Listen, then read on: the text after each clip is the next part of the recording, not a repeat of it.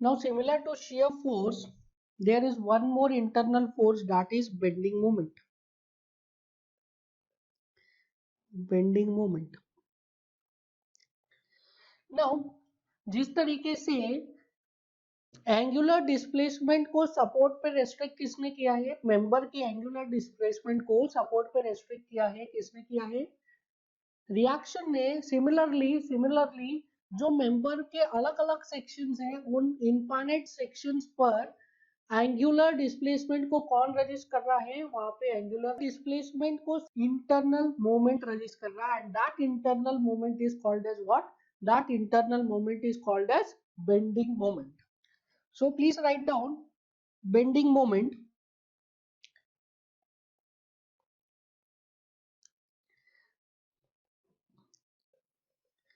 Bending moment at any section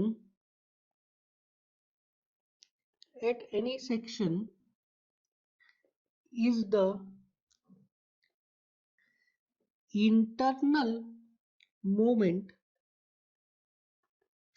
developed at that section in order to maintain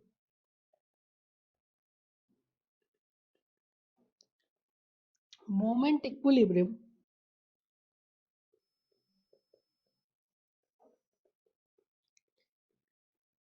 of free body diagram either to left or right of the section.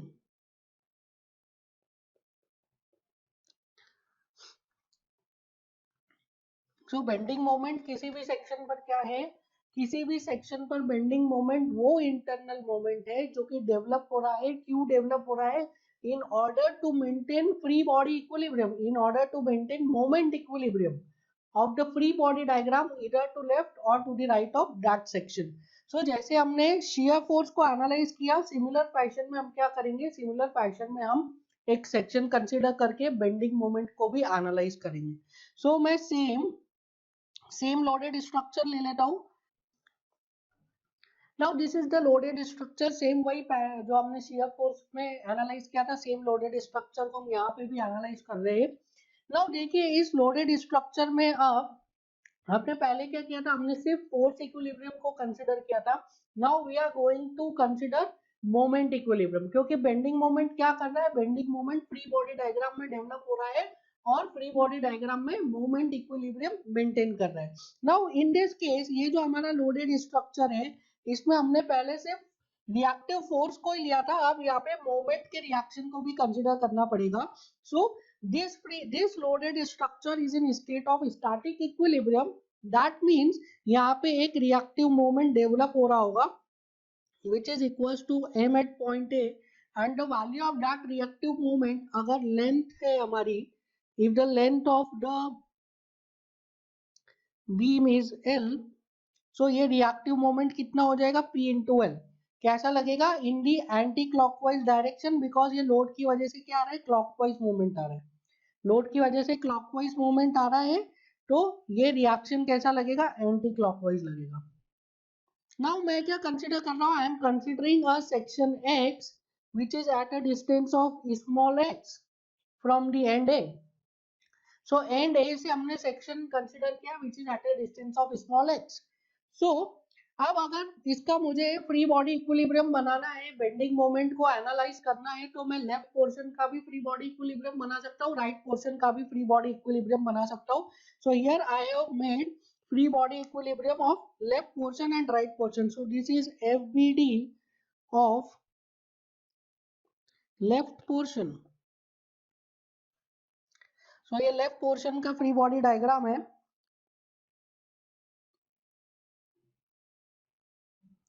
and this is FBD of right portion.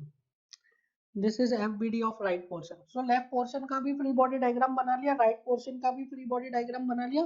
Now here in this case we have to apply moment, reactive moment. MA is equals to PL. ठीक है, तो left portion का भी free body diagram बना लिया, right portion का भी free body diagram बना लिया है। नाउ बताइए अब क्या ये,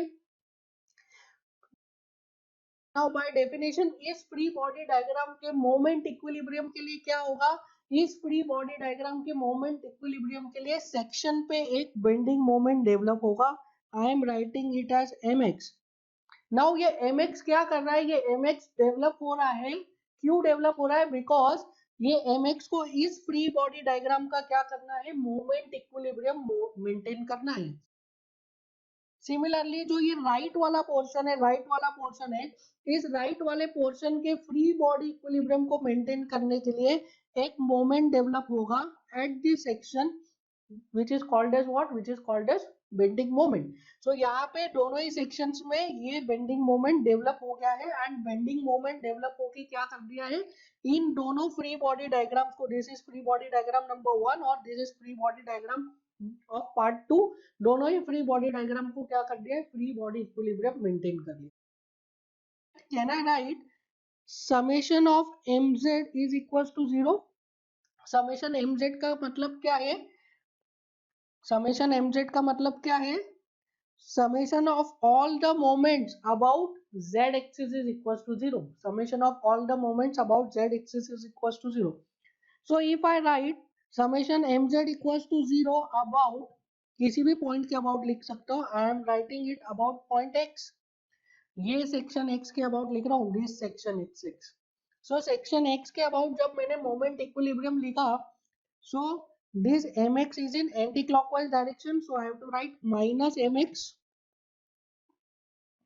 this ma, this is also in anti-clockwise direction, so I have to write minus m in ma। and this distance कितना है, this distance is small x। so एक और मोमेंट आएगा on the section x which is due to ry की वजह से कितना moment आ रहा है, that is p into x। कैसा आ रहा है, in the clockwise direction, so I have to write plus p into x, this is equals to how much, 0। so I can write minus mx, ma की value कितनी है, p into l, so minus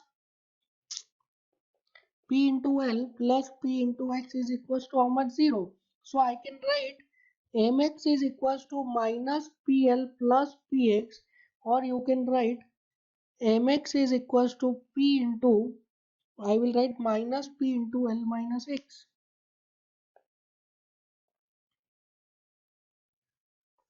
सो जो part 1 का मैंने free body diagram consider करके moment निकाला है, bending moment कितना आ गया, it is minus P into L minus X. Now अगर पार्ट 2 का फ्री बॉडी डायग्राम कंसीडर करें तो ये लेंथ कितनी है, दिस लेंथ विल बी, ये लेंथ हो जाएगी L minus X, this length is L minus X. So can I write for part 2 also sigma M Z is equals to 0, summation of all the moments about z axis is equals to 0। so if I write sigma mz is equals to 0 about point x, किसी भी point के about आप लगा सकते हैं, I am writing it at about point x। So point x के about लगाएंगे तो this mx is in clockwise direction, so I have to write plus mx and ये p की वजह से भी जो मोमेंट आ रहा है that would also be clockwise, so plus p into l minus x, this is equals to how much, 0। so I can write mx is equals to minus p into l minus x। so जब आपने right वाले portion से लिया तो क्या value आया, same value आया minus P into L minus x, left वाले पोर्शन से भी लिया था तो भी सेम वैल्यू आया था minus P into L minus X. Now in the both cases आपकी जो वैल्यूज आ रही है that is same, both cases में वैल्यूज क्या आ रही है, सेम आ रही है। सो अगर मैं इसका लाइन डायग्राम बनाऊं, इसका अगर मैं लाइन डायग्राम बनाऊं, so this is your R Y, उसका वैल्यू कितना है p, this is M A, इसका वैल्यू कितना है p इंटू एल, और यहाँ पे आपका एक शेयर फोर्स डेवलप हुआ था Vx, उसकी वैल्यू कितनी थी p, और यहाँ पे mx डेवलप हुआ है जिसकी वैल्यू है minus P into L minus x. तो क्या मैं इसे पॉजिटिव डायरेक्शन में लिख सकता हूँ, यहाँ पे मैंने इसका एक डायरेक्शन अज्यूम किया था दैट इज एंटी क्लॉकवाइज, और उसकी वैल्यू नेगेटिव आ गई, दैट मीन्स मैंने डायरेक्शन जो अज्यूम किया है which is wrong, I have assume wrong direction. That means यहाँ पे जो मूवमेंट लग रहा है it is like this, mx is equal to p into L minus X. Just मैंने क्या किया है, उसका डायरेक्शन चेंज कर दिया और वैल्यू को पॉजिटिव कर दिया। सिमिलरली अगर मैं राइट वाले पोर्शन का लाइन डायग्राम बनाऊं, सो यहाँ पे there was an external force P, और क्या लग रहा था, एक फोर्स लग रहा था Vx जिसका की वैल्यू था P, और हमने एक मोमेंट लगाया था like this in the clockwise direction, और उस मोमेंट की वैल्यू क्या थी, minus P into L minus x. तो क्या मैं इसको डायरेक्शन रिवर्स करके लिख सकता हूँ like this, that mx is equal to p into L minus x.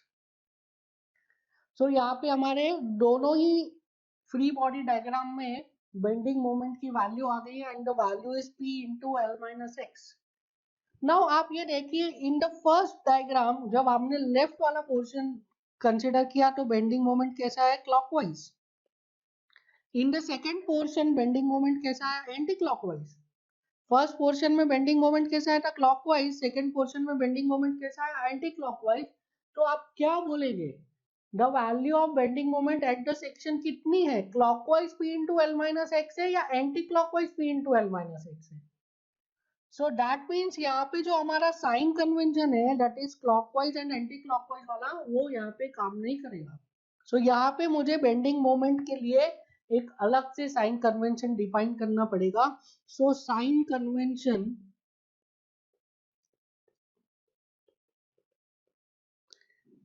For bending moment, जिस तरीके से हमने शियर फोर्स में एक साइन कन्वेंशन को डिफाइन किया था, सिमिलरली हमें यहाँ पे बेंडिंग मोमेंट में भी साइन कन्वेंशन को डिफाइन करना पड़ेगा। अगेन आई एम सेइंग कि this is my sign convention, जो स्टैंडर्ड बुक्स रेफर किए उनमें से हमने इस साइन कन्वेंशन को डेवलप किया है, बट दिस इज नॉट कि आपको भी जरूरी है कि आप यही साइन कन्वेंशन यूज कीजिए। हम आपको एडवाइस करेंगे कि अगर आप ये साइन कन्वेंशन यूज कर रहे हैं तो आप बाकी सारे साइन कन्वेंशन को भूल जाइए। So sine convention for bending moment. अब ये साइन कन्वेंशन समझने से पहले आप एक चीज समझिए, what is sagging and what is hugging.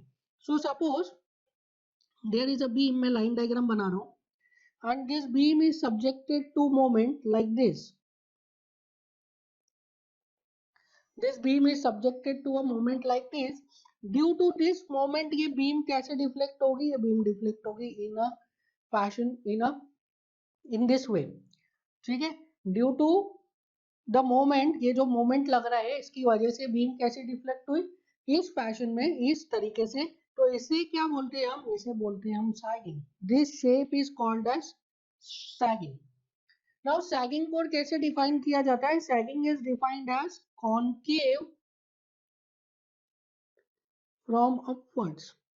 अगर आप इसको ऊपर से देखेंगे तो आपको क्या दिखेगा, कॉनकेव दिखेगा। अगर आप इसको यहाँ से देखेंगे ऊपर से तो आपको क्या दिखेगा, कॉनकेव दिखेगा। नाउ सिमिलरली अगर एक बीम है, सिमिलर बीम है, and this beam is subjected to a moment like this, तो इस मोमेंट की वजह से बीम कैसा डिफ्लेक्ट होगा, this beam will deflect in this way, ठीक है। बीम इस तरीके से डिफ्लेक्ट होगा। नाउ इस डिफ्लेक्टेड शेप को हम बोलते हैं hogging, this is called as hogging. And hogging को डिफाइन किया जाता है, it is convex upward, convex from upward. अगर आप ऊपर से देखेंगे लाइक दिस तो आपको क्या दिखेगा, कॉन्वेक्स दिखेगा। नाउ बाय कन्वेंशन डिफाइन किया गया है that sagging is positive and hogging is negative. By convention it is defined that sagging is positive and hogging is negative. Now अब हम बेंडिंग मोमेंट के साइन कन्वेंशन पे आते हैं। I will write positive sign convention.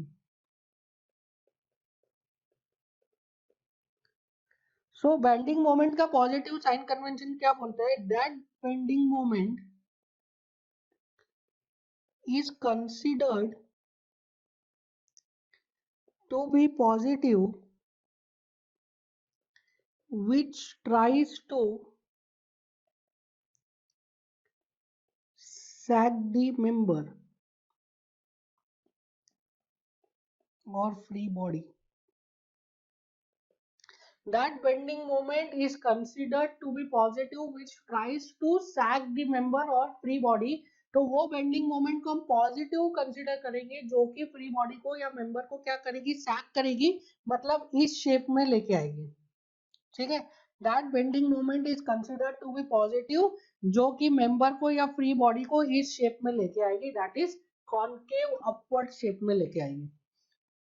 सो अब यहाँ पे देखते हैं हम, यहाँ पे नाउ ये जो हमारा लाइन डायग्राम है, इसमें देखिए ये जो mx है, दिस mx, ये mx क्या ट्राई कर रहा है? This mx is trying to rotate the member like this. Similarly यहाँ पे देखिए इन द सेकेंड पार्ट में mx क्या ट्राई कर रहा है? सेकेंड पार्ट में mx ट्राई कर रहा है, it is trying to rotate the member और the free body like this. तो ये जो आपका शेप आ रहा है, जो रेड वाला शेप है, ये जो शेप है रेड वाला, दिस एंड दिस, ये शेप कैसा शेप है? दिस इज कॉन्वेक्स और concave from upwards. So from upwards this is convex. Convex है ना, अपवर्ड से देख रहे हैं तो कॉन्वेक्स है। So that means this is what? This is hugging.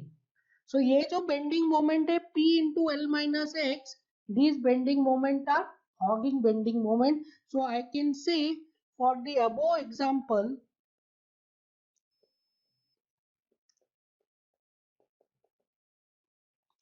bending moment at section xx is minus P into L minus x. Bending moment at section x x कितना है? Minus P into L minus x है। Minus क्यों है? Because ये bending moment क्या कर रहा है? ये बेंडिंग मोमेंट हॉग कर रहा है। दोनों ही बेंडिंग मोमेंट क्या कर रहे हैं? दोनों ही बेंडिंग मोमेंट हॉगिंग शेप लेके आ रहे हैं, सैगिंग शेप नहीं ला रहे। अगर ये सैगिंग शेप लेके आते तो हम क्या बोलते? इसको that these bending moment are positive bending moment. पर यहाँ पे ये क्या कर रहे हैं? बेंडिंग मोमेंट हॉगिंग शेप लेकर आ रहे हैं। So these bending moment are trying to hog the member, not sagging. ठीक है, hogging ला रही है, that is why यहाँ पे क्या है? बेंडिंग मोमेंट नेगेटिव है एट सेक्शन x6। सो समझ में आया आपको? क्लियर है किस तरीके से बेंडिंग मोमेंट कंसिडर करते हैं, किस तरीके से बेंडिंग मोमेंट को एनालाइज किया जाता है, बेंडिंग मोमेंट क्यों डेवलप हो रहा है? Bending moment free body diagram को मोमेंट इक्विलिब्रियम मेंटेन करने के लिए, मोमेंट इक्विलिब्रियम को मेंटेन करने के लिए डेवलप हो रहा है। कहाँ पे डेवलप हो रहा है? इस सेक्शन पे डेवलप हो रहा है।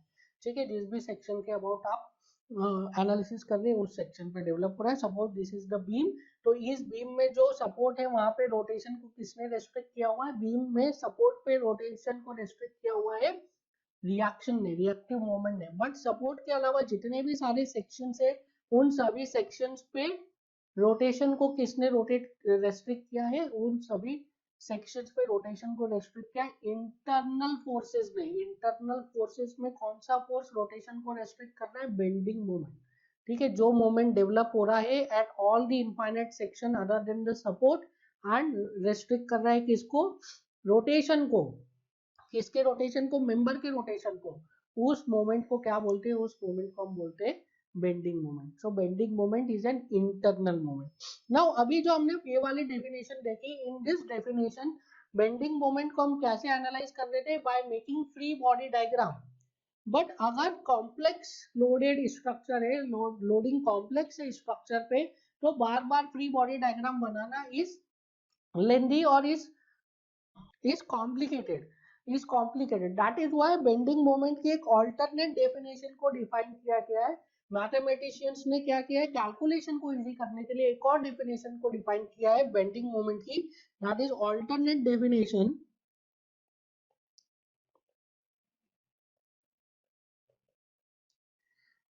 ठीक है, मैथमेटिशियन ने क्या किया है, बेंडिंग मोमेंट की कैलकुलेशन को इजी करने के लिए एक ऑल्टरनेट डेफिनेशन दी है. According to that alternate definition, bending moment at any section is the algebraic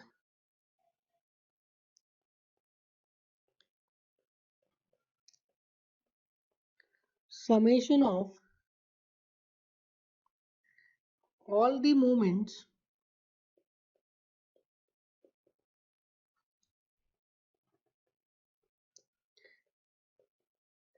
either to the left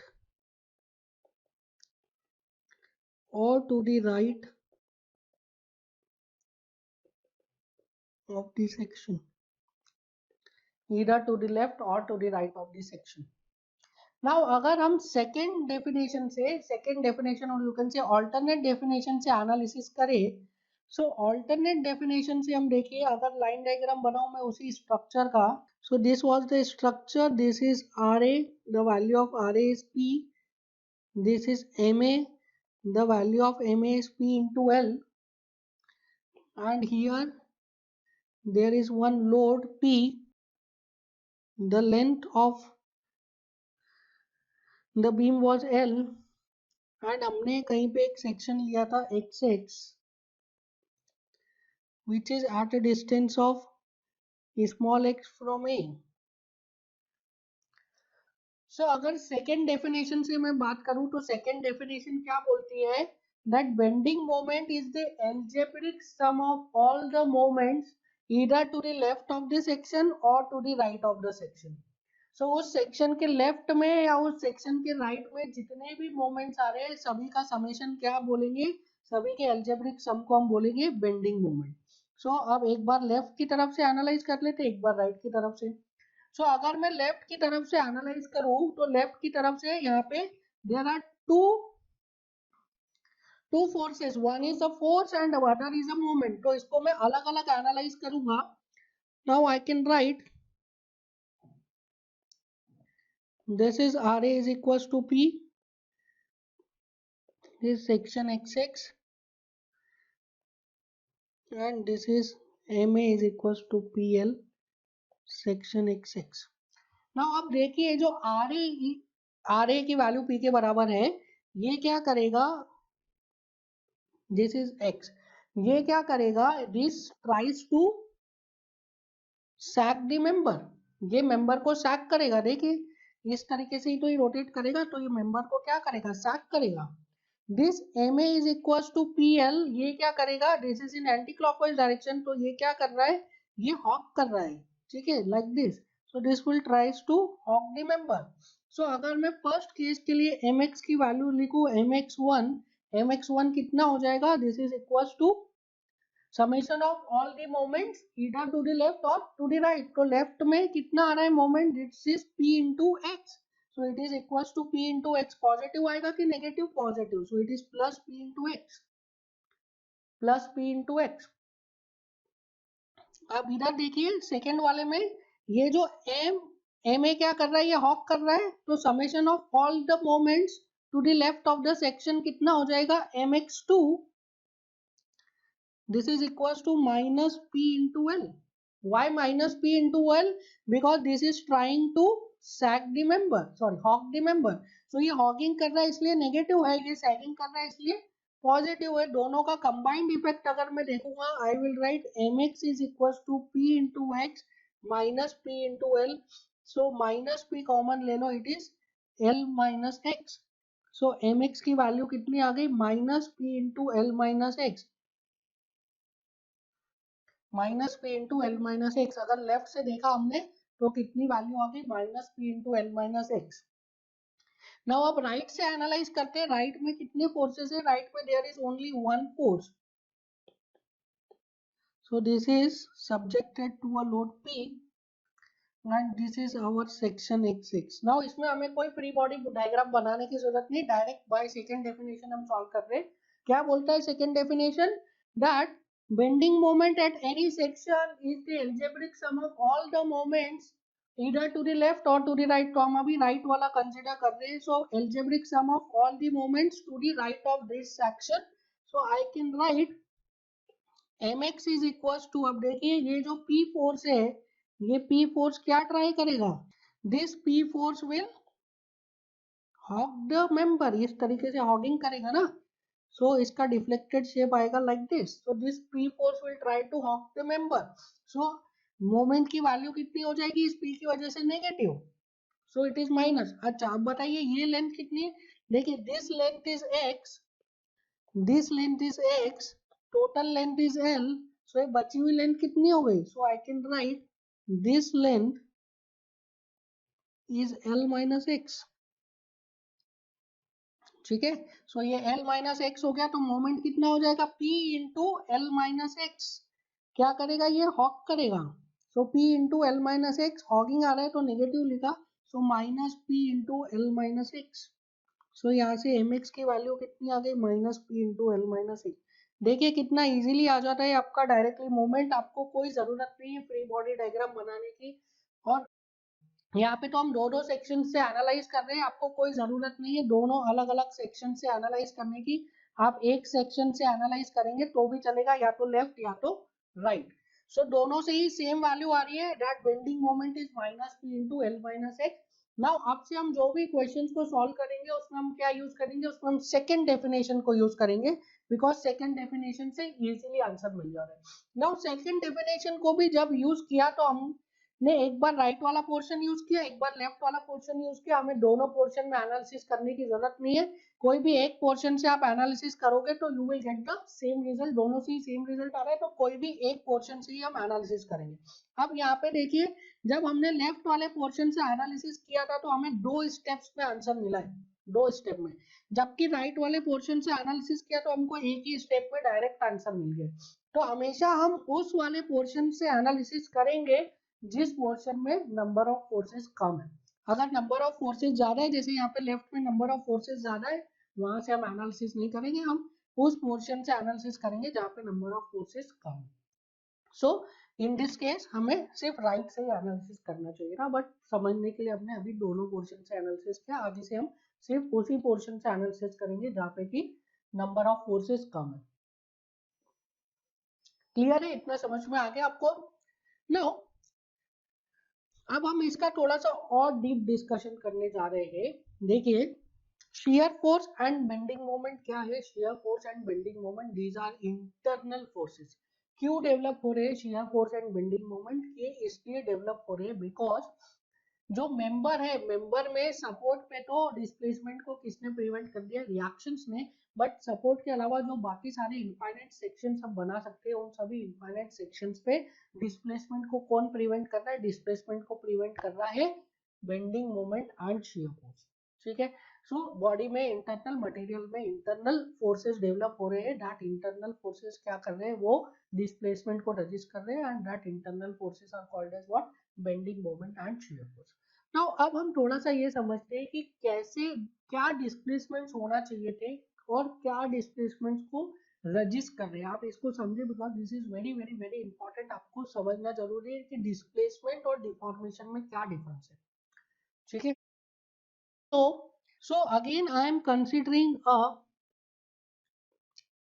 structure and this structure is subjected to a load P like this. ठीक है, ये there is an structure and this structure is subjected to a load P like this. and मैं analysis कर रहा हूँ किसी एक particular section पे XX. this section is very very very very close to the support. the section is very very very very close to the support. Now अब क्या हुआ है, जो सपोर्ट पे मेंबर ज्वाइंट है, सपोर्ट पे जो मेंबर का पोर्शन आ रहा है उस मेंबर का डिस्प्लेसमेंट प्रिवेंट हो गया due to the development of reaction. ये तो समझ में आता है हमको, रिएक्शन की वजह से ये मेंबर का सपोर्ट पे डिस्प्लेसमेंट प्रिवेंट हो गया. बट सपोर्ट के जस्ट जो पास वाला पॉइंट है, सपोर्ट के जस्ट पास वाला पॉइंट है, उस पे डिस्प्लेसमेंट को कौन प्रिवेंट कर रहा है, और उस पे डिस्प्लेसमेंट होना उसका क्या मतलब, अगर सपोर्ट नहीं होता, समझिए दिस इज द मेंबर, इस पे फोर्स लगा है P, अगर सपोर्ट नहीं होता तो ये मेंबर ऐसा डिस्प्लेस कर जाता, ये डिस्प्लेसमेंट रजिस्ट कर दिया इस RA रिएक्शन ने सपोर्ट पे, वो हमको समझ में आता है. पर सर आप ये बार बार बात कर रहे हो सपोर्ट के अलावा जो सारे क्रॉस सेक्शन है उसमें क्या मतलब है डिस्प्लेसमेंट का? भाई जब सपोर्ट पे डिस्प्लेसमेंट नहीं हो रहा है तो बाकी सब पॉइंट्स पे भी डिस्प्लेसमेंट नहीं होगा ना। मानते हैं कि बाकी सब पॉइंट पे भी डिस्प्लेसमेंट नहीं होगा, पर क्यों नहीं हो रहा है? Because of the development of internal forces. अब बाकी सारे पॉइंट्स पे जो मैं डिस्प्लेसमेंट की बात कर रहा हूँ उसको समझिए। मेरा कहने का मतलब ये है कि सपोर्ट पे तो रिएक्शन डेवलप हो गई, दैट इज आर ए, और उस रिएक्शन ने इस मेंबर के वर्टिकल डिस्प्लेसमेंट को रोक दिया। कहां पे? सपोर्ट पे।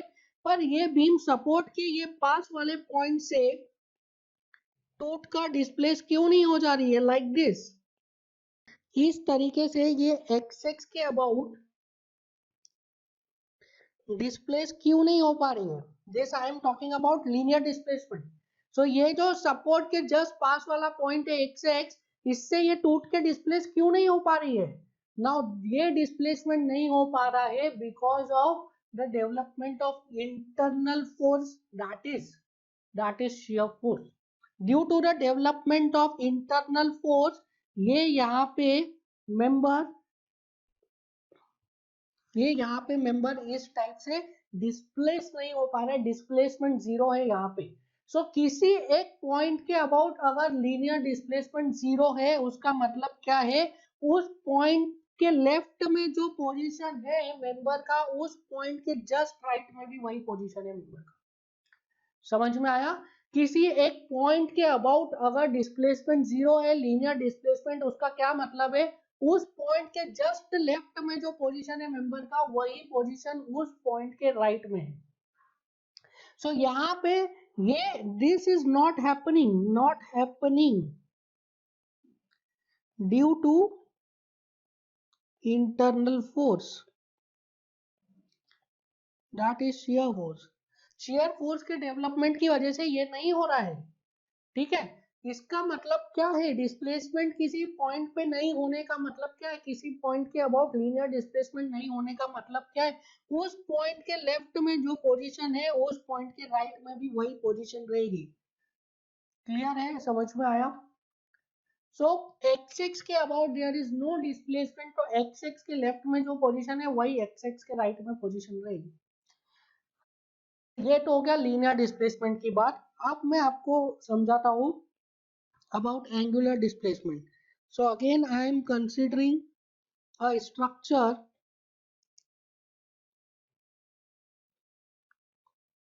and this structure is loaded with a force P like this, and I am considering a section XX which is very close to the support.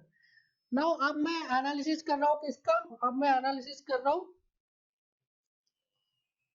Angular displacement का। Angular displacement का analysis कर रहा हूँ। Now देखिए support पे तो member में angular displacement नहीं हो रहा है, सपोर्ट पे मेंबर में एंगुलर डिस्प्लेसमेंट नहीं हो रहा है। क्यों नहीं हो रहा है? Because of reactive movement. Reactive movement की वजह से सपोर्ट पे एंगुलर डिस्प्लेसमेंट नहीं हो रहा है। यहाँ पे एक रिएक्टिव मूवमेंट लग रहा है M A, this is point A, this is P. So M A की वजह से क्या हो रहा है? एम ए की वजह से ये मेंबर रिएक्टिव मूवमेंट की वजह से ये मेंबर सपोर्ट पे रोटेट नहीं हो पा रहा है। अगर सपोर्ट नहीं होता समझो, और यहाँ से मैं एक फोर्स लगाता तो ये मेंबर ऐसा गोल घूम जाता। ठीक है, अगर सपोर्ट ए में रिएक्शन नहीं देता तो यहाँ से मैं जब फोर्स लगाता तो ये मेंबर क्या करता है? ऐसा गोल घूम जाता है, ऐसा रोटेट होने लगता लाइक दिस। ठीक है, so due to because of the reaction by support that is M A, ये क्या हो रहा है? ये रोटेट नहीं कर पा रहा है, ये member is not able to rotate. Now now अब ये तो हो गई सपोर्ट की बात। अब सपोर्ट के जस्ट जो पास वाला पॉइंट है लाइक दिस, ये क्यों नहीं रोटेट हो रहा है? ये तो सपोर्ट वाला पॉइंट हो गया। अब सपोर्ट के जो राइट वाला पॉइंट है ये रोटेट क्यों नहीं हो रहा है? नाउ ये रोटेट इसलिए नहीं हो रहा है, ये एंगुलर डिस्प्लेसमेंट इसलिए शो नहीं कर रहा है। जो सपोर्ट के जस्ट पास वाला सेक्शन है वो एंगुलर डिस्प्लेसमेंट इसलिए शो नहीं कर रहा है because of the development of internal force that is shear force and bending moment. ठीक है, आप सपोर्ट के जस्ट पास वाला जो पॉइंट है उस पॉइंट का रोटेशन शो करने का मतलब क्या है? इस पॉइंट का रोटेशन शो करने का मतलब है इस पॉइंट के अबाउट, यहाँ पे देखिए इस पॉइंट के अबाउट रोटेशन हो गया है। So this is not happening. This is not happening because of internal moment.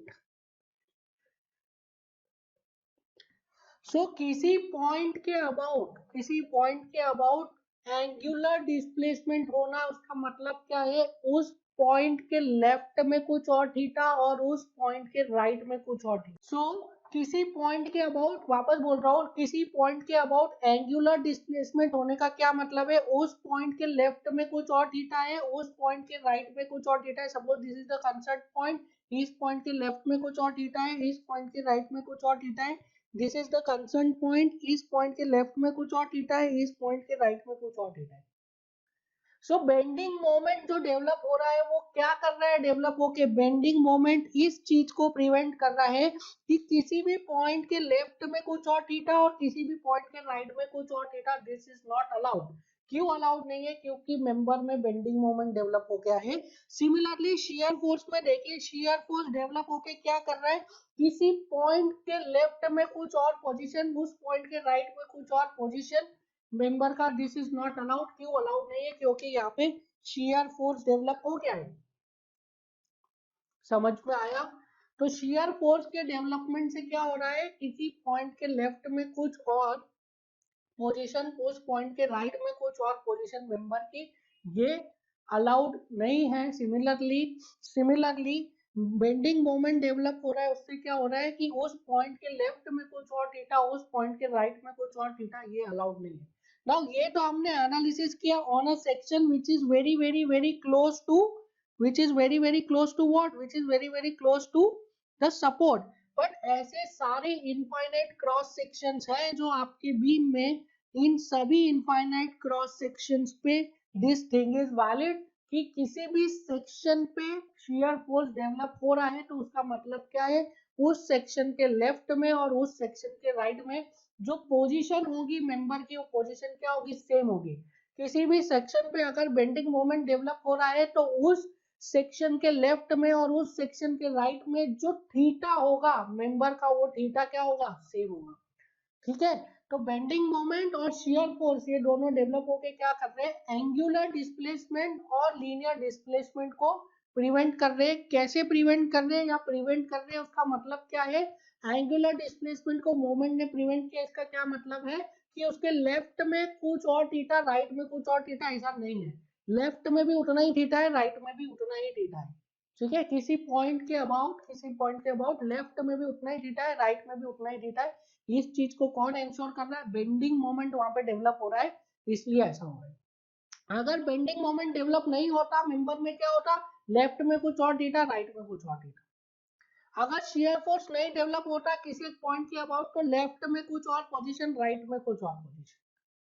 ठीक है? समझ में आ रहा है? So bending moment and shear force ने डेवलप होके क्या किया है? Bending moment and shear force ने डेवलप होके एंगुलर डिस्प्लेसमेंट और लीनियर डिस्प्लेसमेंट को मेंबर में रजिस्टर किया है। सपोर्ट पे किसने रजिस्टर किया था? रिएक्शंस ने। एंड मेंबर में किसने रजिस्टर किया? मेंबर में रजिस्टर किया shear force and bending moment.